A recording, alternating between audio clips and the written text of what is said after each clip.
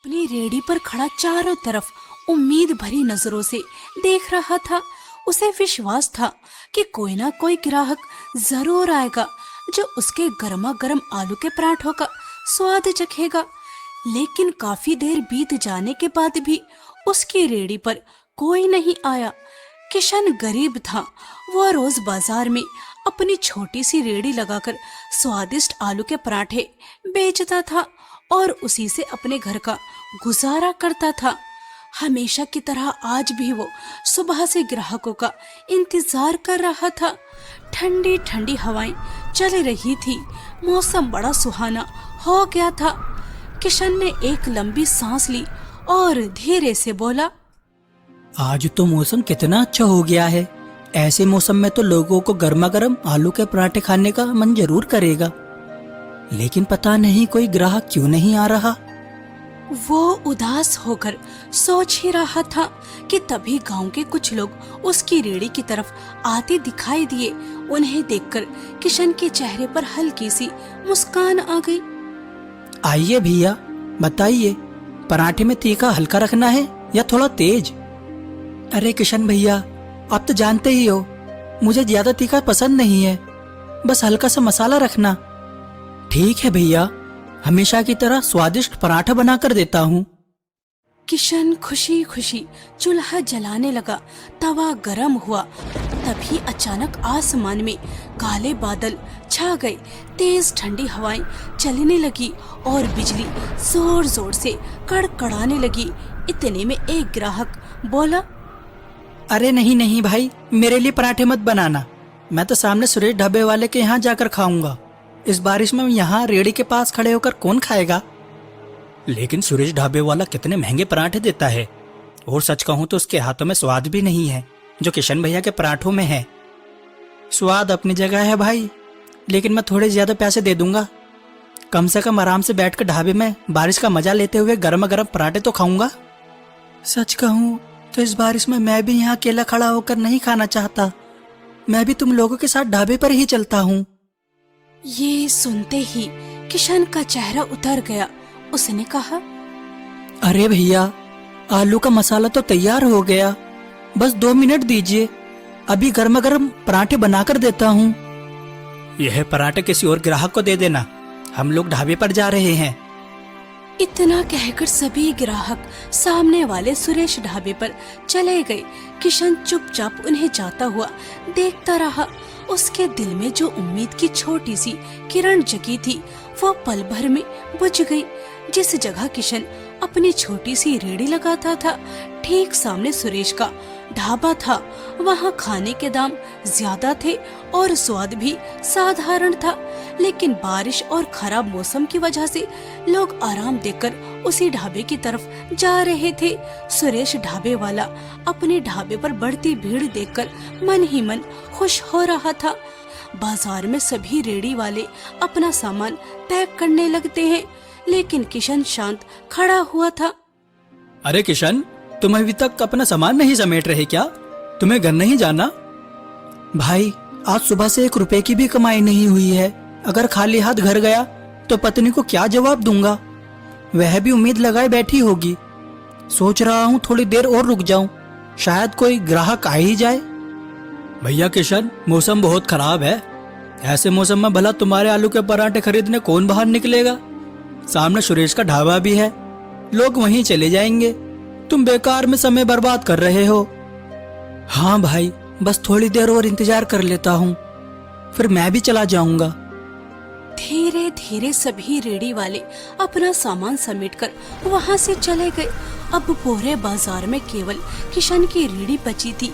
तेज हवाएं चलने लगी थी। बारिश की मोटी मोटी बूंदें गिरने लगी थी। किशन अपनी रेड़ी को बचाने के लिए पास के एक पेड़ की आड़ में खड़ा हो गया। काफी देर तक इंतजार करने के बाद भी कोई ग्राहक नहीं आया। किशन थक चुका था। उसने उदास होकर आसमान की तरफ देखा और मन ही मन सोचने लगा, लगता है आज किस्मत में कमाई लिखी ही नहीं है। अब समय बर्बाद करने से अच्छा है कि मैं घर जाऊं। किशन अपना सामान समेट ही रहा था कि तभी एक बुजुर्ग औरत बारिश में भीगते हुए उसके पास आई। बेटा, कुछ खाने को मिलेगा क्या? अम्मा जी, तेज बारिश आने वाली है, इसीलिए मैंने सब सामान पैक कर लिया था। लेकिन आपके लिए मैं फिर से चूल्हा जला लेता हूँ। बताइए कितने पराठे बनाऊं? बेटा, भूख तो बहुत जोर की लगी है, 4-5 पराठे खा सकती हूँ। ठीक है अम्मा जी, मैं अभी गर्मा गर्म आलू के पराठे बना कर देता हूँ। कम मसाले वाले बनाऊं ना? लेकिन तुम्हें देने के लिए मेरे पास एक धेला भी नहीं है। अम्मा जी, आप पैसों की चिंता क्यों करती हैं? भूखे को खाना खिलाना सबसे बड़ा पुण्य होता है। मैं अभी आपके लिए गर्मा गर्म स्वादिष्ट आलू के पराठे बना कर लाता हूँ। किशन का ठंडी हवाओं के बीच तवा धीरे धीरे गर्म होने लगा और फिर शुद्ध देसी घी में सुनहरे आलू के पराठे सेकने लगा। ऊपर से उसने मक्खन लगाया। गर्मा गर्म पराठों की खुशबू दूर तक फैल गई। किशन उन पराठों को उस बेसहारा बुजुर्ग औरत को देने लगा। अम्मा जी, लीजिए गर्मा गर्म आलू के पराठे, खा लीजिए। ऊपर वाला तुम्हें बहुत तरक्की दे। आज के जमाने में भला कौन बिना स्वार्थ किसी की मदद करता है? अम्मा जी, मैं खुद एक गरीब इंसान हूँ, लेकिन मेरी माँ ने मुझे बचपन से यही सिखाया है कि अगर तुम्हारे पास थोड़ा भी हो तो उसमें जरूरतमंद की मदद करनी चाहिए। वो बुजुर्ग औरत किशन को ढेर सारी दुआएं देने लगी। किशन ने आसमान की तरफ देखा और एक ठंडी सांस भरी। अब तक उसे समझ आ चुका था कि आज उसकी किस्मत में कमाई नहीं लिखी, लेकिन फिर भी उसके चेहरे पर कोई शिकायत नहीं थी। बारिश तेज हो चुकी थी। किशन अपनी भीगी हुई रेड़ी को धक्का देता हुआ घर की ओर चल पड़ा। घर पहुंचते ही उसकी पत्नी सुमन उसके पास आई। अजी, आज आने में इतनी देर क्यों लगा दी? सुमन, आज 1 रुपए की भी कमाई नहीं हुई। ग्राहकों का इंतजार करता रहा। लोग मेरी रेड़ी तक आए, लेकिन किसी ने पराठा नहीं खाया। अब सीधे सुरेश के ढाबे पर चले गए। अरे बेटा, ये तू क्या कह रहा है? गांव वालों को तो तेरे हाथ के बने देसी घी और मक्खन वाले आलू के पराठे बहुत पसंद है। फिर आज सब सुरेश के ढाबे पर क्यों चले गए? माँ, मेरी तो बस एक छोटी सी रेड़ी है और सुरेश का बड़ा ढाबा। वहाँ कुर्सियाँ हैं, छत है, लोग आराम से बैठकर खाना खाते हैं। अब मॉनसून शुरू हो गया है, बारिश में कौन मेरी खुली रेड़ी पर खाना खाएगा? मुझे नहीं लगता कि अच्छी कमाई हो पाएगी। बेटा, इंसान को मेहनत करना कभी नहीं छोड़ना चाहिए। तो अपनी जान लगाकर मेहनत करता है, बाकी जो किस्मत में लिखा है वो ही मिलेगा। लेकिन मेहनत करने वाला इंसान कभी हारता नहीं। मैंने सोचा था कि इस मॉनसून में चौपाल पर एक छोटी सी पक्की दुकान ले लूंगा और अपना आलू का पराठे का व्यापार बढ़ाऊंगा, लेकिन लगता है इस साल भी यही रेड़ी धकेलनी पड़ेगी। किशन परेशान था। मानसून का मौसम शुरू हो चुका था और लगातार बारिश की वजह से उसकी रेड़ी पर ग्राहक बहुत कम आने लगे थे। उसे चिंता सताने लगी थी। आखिरकार वो अपनी पत्नी और माँ का ख्याल कैसे रखेगा? अगली सुबह किशन फिर एक नई उम्मीद के साथ उठा। अपनी आलू पराठे वाली रेड़ी लेकर बाजार की तरफ निकल पड़ा। बाजार पहुंचकर उसने अपनी रेड़ी लगाई और ग्राहकों का आने का इंतजार करने लगा। कुछ देर बाद 2 ग्राहक उसकी रेड़ी के पास आए। किशन भैया, गरम गरम तो चटपटे आलू के पराठे लगा दीजिए, और हाँ, चटनी थोड़ी ज्यादा देना, आपकी चटनी बहुत स्वादिष्ट होती है। बस 5 मिनट दीजिए। किशन तुरंत काम में लग गया। थोड़ी ही देर में उसने घी में सने हुए गर्मा गर्म पराठे चटनी के साथ ग्राहकों को परोस दिए। उसी समय शहर से आए 2 अमीर आदमी वहां पहुंचे। उन्होंने महंगे सूट बूट पहन रखे थे। उन्हें देखकर पास में ढाबा चलाने वाला सुरेश जोर से आवाज लगाने लगा। अरे भाई साहब, इस छोटी सी रेड़ी पर खड़े होकर पराठे खाना आपको शोभा नहीं देता? आइए मेरे ढाबे पर, आराम से बैठकर बढ़िया खाना मिलेगा। भाई, जब आपके ढाबे पर ग्राहक आते हैं तब मैं उन्हें अपनी रेहड़ी पर नहीं बुलाता। फिर आप मेरे ग्राहकों को क्यों बुला रहे हो? अरे किशन, यह शहर के बड़े लोग हैं। अगर तेरी रेहड़ी के पराठे खाएंगे तो हमारे गांव का नाम खराब होगा। इन्हें मेरे ढाबे पर आने दो। सुरेश भाई, ग्राहक को रोकने वाले न आप और न मैं। यह उनकी अपनी मर्जी है कि उन्हें कहाँ खाना पसंद है। मेरी नाक दूर से ही खाने की खुशबू पहचान लेती है। तुम्हारे पराठों की खुशबू ही बता रही है कि स्वाद भी लाजवाब होगा। 2 पराठे मेरे लिए और 2 मेरे दोस्त के लिए। जल्दी से बना दो। ये सुनकर किशन के चेहरे पर हल्की सी मुस्कान आ गई। कुछ ही देर में किशन ने गर्मा गर्म आलू के पराठे चटनी और रायते के साथ उन दोनों के सामने परोस दिए। वाह भैया, यह आलू के पराठे तो कमाल के हैं। इतने स्वादिष्ट पराठे तो मैंने बड़े बड़े महंगे रेस्टोरेंट में भी नहीं खाए। एक पराठा और खिलाइए और कुछ घर के लिए भी पैक कर दीजिए। धन्यवाद साहब, लेकिन असली स्वाद मेरे हाथों में नहीं, हमारी ईमानदारी में है। इन पराठों में जो मसाले पड़ते हैं वो बिल्कुल शुद्ध होते हैं। मेरी माँ और पत्नी अपने हाथों से सब तैयार करती हैं। हम खाने में कभी भी मिलावट नहीं करते। बस इसी ईमानदारी और मेहनत को कभी मत छोड़ना। याद रखना, मेहनत और सच्चाई इंसान को एक दिन बहुत ऊंचा जरूर ले जाती है। अच्छा, कितने पैसे हुए? साहब, पूरे 200 रुपए हुए। वो शहरी व्यक्ति जैसे ही जेब से अपना वॉलेट निकालने लगा, उसका चेहरा अचानक उतर गया। अरे, यह क्या? भैया माफ करना, लगता है मेरा वॉलेट कहीं गिर गया है। मेरे पास तो अभी पैसे देने के लिए नहीं है और मैंने बिना सोचे समझे इतने पराठे खा लिए। कोई बात नहीं साहब, जब दोबारा इस गांव में आना हो तब दे दे साहब। जब दोबारा इस गांव में आना हो तब दे देना। वो अमीर व्यक्ति किशन को धन्यवाद कहकर वहाँ से चला गया। समय बीतता गया। कुछ दिनों बाद फिर एक बरसाती शाम आई। आसमान में काले बादल छाए हुए थे। बिजली जोर जोर से चमक रही थी और हल्की बूंदाबांदी शुरू हो चुकी थी। किशन अपनी रेहड़ी के पास खड़ा सोच रहा था कि शायद आज भी कमाई नहीं होगी। तभी दूर से एक बड़ी चमचमाती गाड़ी आकर रुकी। गाड़ी से वही शहरी व्यक्ति उतरा। उस दिन आपने एक अनजान मुसाफिर पर भरोसा किया था, बिना पैसे लिए उससे पेट भर खाना खिलाया था। आज मैं सिर्फ आपके पैसे लौटाने नहीं आया। आज आपके पास जितने भी पराठे बनाने की सामग्री है, सबके पराठे बना दीजिए। मुझे सारे पराठे चाहिए। ये सुनते ही किशन की आंखें चमक उठी।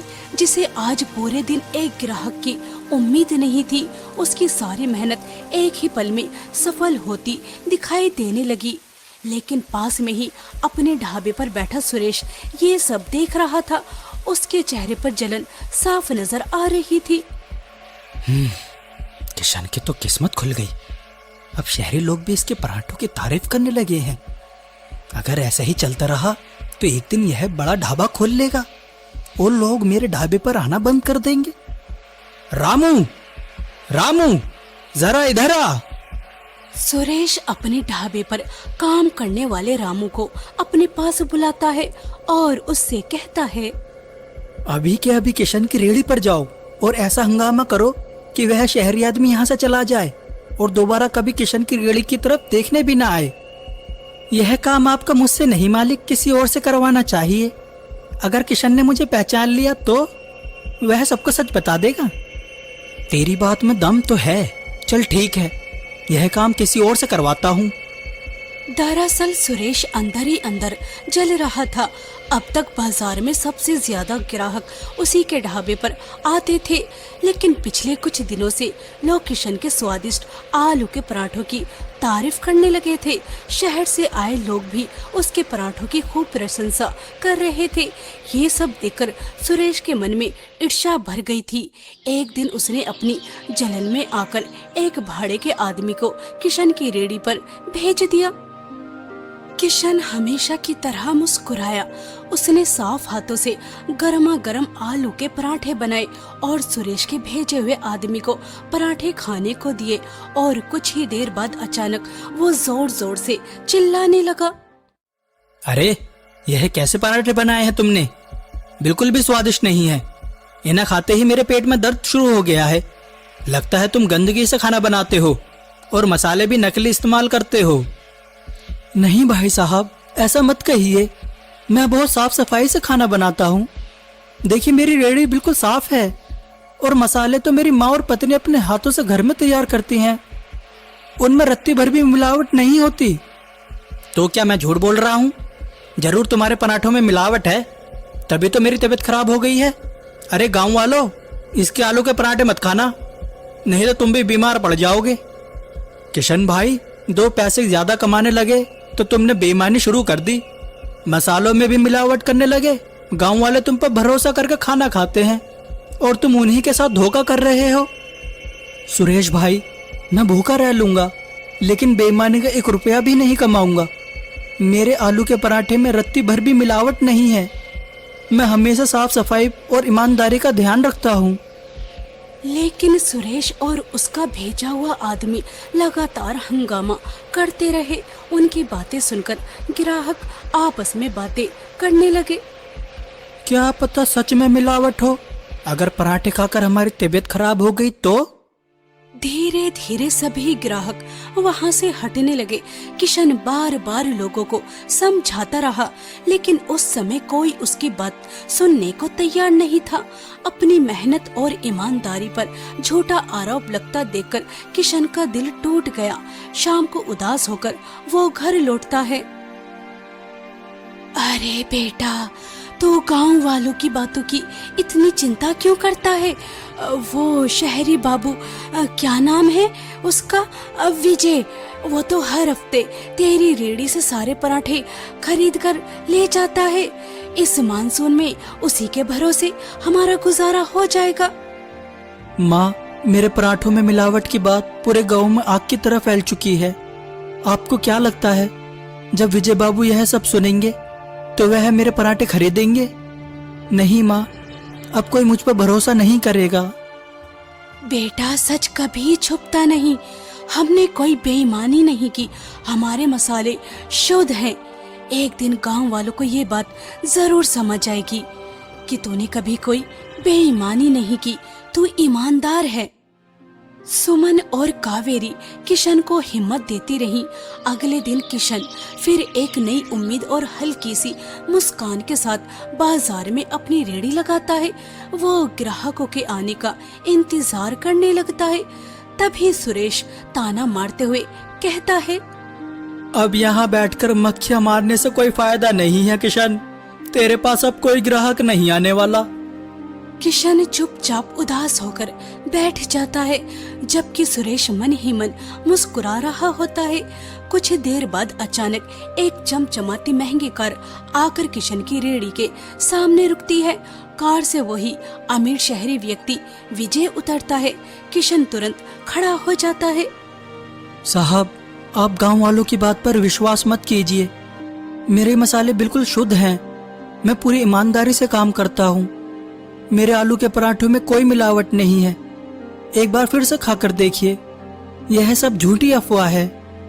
किशन, मैं किसी की बातों में आने वालों में से नहीं हूँ। तुम्हारे आलू के पराठे सच में बहुत स्वादिष्ट हैं। तुम्हारे हाथों में अलग ही स्वाद है, लेकिन उससे भी ज्यादा मुझे तुम्हारी ईमानदारी और सच्चाई पसंद आई। इसलिए मैं तुम्हारे साथ काम करना चाहता हूँ। साहब, मैं कुछ समझा नहीं। आप मेरे साथ कैसा काम करना चाहते हैं? मैं बहुत समय से अपना व्यापार शुरू करने के बारे में सोच रहा था। हाईवे पर मेरी एक जमीन पड़ी है। हम वहाँ एक ढाबा खोलेंगे, खास तौर पर आलू के पराठे और अदरक वाली कड़क चाय का। पैसा और जमीन मेरी होगी और स्वादिष्ट आलू के पराठे तुम बना कर दोगे। किशन ये सुनकर बहुत खुश हो गया। उसे अपनी किस्मत पर विश्वास ही नहीं हो रहा था। घर पहुंचकर उसने सारी बात अपनी पत्नी और माँ को बताई। मैं कहती थी ना बेटा, ऊपर वाले के घर देर है लेकिन अंधेर नहीं। माँ, हम हमेशा उसी भरोसे और ईमानदारी के साथ काम करेंगे जैसा अब तक करते आए हैं। कभी खाने में मिलावट नहीं करेंगे और हमेशा प्यार से लोगों को खिलाएंगे, क्योंकि खाना सिर्फ पेट भरने के लिए नहीं होता, उसमें इंसान का प्यार और मेहनत भी होती है। धीरे धीरे दिन गुजरने लगे और हाईवे पर किशन का आलू पराठे वाला ढाबा बहुत मशहूर हो गया। उसके अच्छे दिन शुरू हो चुके थे। किशन को उसकी अच्छाई और ईमानदारी का फल मिल रहा था। वो अब एक खुशहाल जिंदगी जी रहा था। लेकिन दूसरी तरफ सुरेश के ढाबे की हालत बहुत खराब हो चुकी थी। वो दिन भर खाली बैठा मक्खियां मारता रहता था। अब तो ग्राहकों ने आना बिल्कुल ही बंद कर दिया। कोई मुझसे कुछ खरीदने ही नहीं आता। तभी वहाँ एक बूढ़ा व्यक्ति आया और उससे बोला, सुरेश, यह सब उसी का परिणाम है जो तुमने किशन के साथ किया था। तुमने उस पर झूठा इल्जाम लगाकर पूरे गांव में उसकी बदनामी की थी। किशन के आलू के पराठे इतने स्वादिष्ट होते हैं कि दूर दूर से खाने आते हैं सभी लोग, और तुम्हारे ढाबे की तरफ कोई देखता भी नहीं है। उसे उसकी सच्चाई और मेहनत का फल मिल रहा है। गांव वालों को भी सच पता चल चुका था। उन्हें समझ आ गया था कि किशन के आलू के पराठे में कभी कोई मिलावट नहीं थी। वो हमेशा ईमानदारी से काम करता था। असली मिलावट और बेईमानी तो सुरेश करता था। गांव वालों ने भी सुरेश को उसकी गलतियों की सजा दे दी थी। अब कोई उससे कुछ नहीं खरीदता था। सुरेश को अपनी गलती का एहसास हो चुका था। एक दिन वो किशन के पास गया। किशन भाई, मुझे माफ कर दो। मैंने तुम्हें सिर्फ इसलिए बदनाम किया क्योंकि मुझे डर था कि तुम मुझसे आगे न निकल जाओ। लेकिन अब समझ आया कि बुराई का परिणाम हमेशा बुरा होता है और अच्छाई का फल हमेशा अच्छा मिलता है। हो सके तो मुझे माफ कर देना। मुझे पूरा विश्वास था एक दिन गांव वालों को मेरी ईमानदारी और सच्चाई जरूर पता चलेगी, और मुझे यह देखकर भी अच्छा लगा कि तुम्हें अपनी गलती का एहसास हो गया है। मैंने तुम्हें माफ कर दिया है। तुमने तो मेहनत और ईमानदारी से इतनी तरक्की कर ली है, लेकिन मैं अपने बुरे कर्मों की वजह से सड़क पर आ गया हूँ। अब कोई काम धंधा भी नहीं बचा।